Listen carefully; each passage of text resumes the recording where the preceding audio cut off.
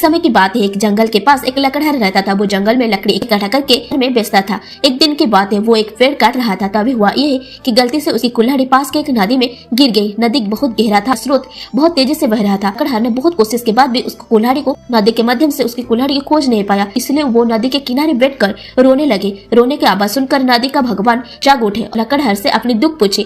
लकड़हार अपनी दुख की कहानी बताई। नदी के भगवान ने नदी में गायब हो गए और एक सुनहरी कुल्हाड़ी वापस लाया। लेकिन लकड़हार ने कहा कि ये उसका नहीं है।